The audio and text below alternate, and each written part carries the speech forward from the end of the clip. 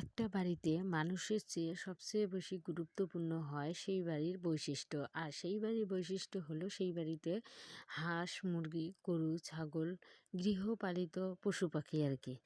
আসসালামু আলাইকুম বন্ধুরা, সকলে কেমন আছেন? আশা করি সবাই ভালো আছেন। আলহামদুলিল্লাহ, আমিও ভালো আছি। তো বন্ধুরা, আজ আমি আপনাদের সামনে এক নতুন ভিডিও নিয়ে এসেছি। আজকে আমি শেয়ার করব আপনাদের সঙ্গে সেই গল্প। আমি আমার খালার বাড়িতে গেছিলাম।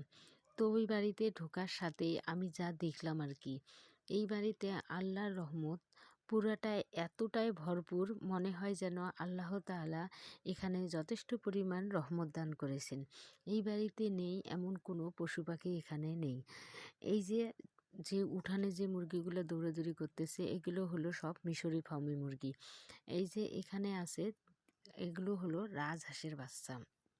এই বাচ্চাগুলো জন্ম দিয়ে তার মা মারা গেছে, এই জন্য এই বাচ্চাগুলোকে নেটের ভিতর ঢুকে রাখছে, এখানে তারা সুরক্ষিত থাকবে।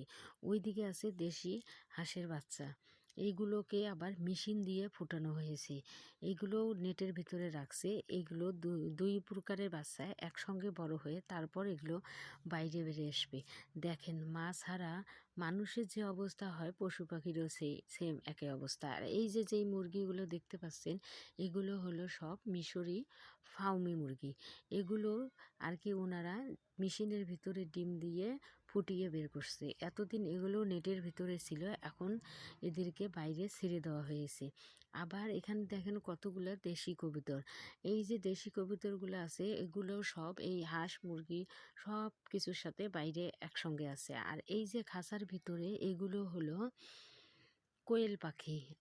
এই কোয়েল পাখিগুলো কিনে আনা হয়েছে, এইগুলো আবার ডিম পারবে। সেই ডিম আবার ওই আমার খালামণিরা এগুলো আবার ওই ইয়ার মধ্যে মেশিনের ভিতর দিয়ে ফুটায় বের করবে। দেখেন কত সুন্দর দেখা যাচ্ছে। এই বাড়িতে মানে মানুষের চেয়ে পশু পাখির সংখ্যাটা অনেক বেশি। দেখেই মনটা অনেক ভরে গেল, ভালো লাগলো, শান্তি লাগলো। আল্লাহ তাআলার রহমত ছাড়া এগুলো আর কি সম্ভব না।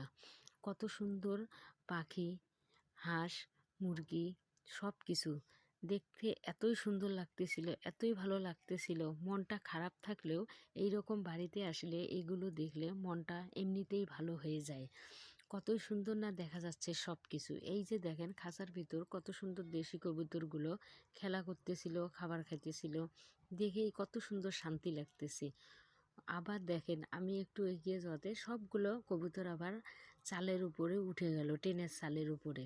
আজকের ভিডিও এই পর্যন্ত। সবাই ভালো থাকবেন, সুস্থ থাকবেন। আল্লাহ হাফেজ।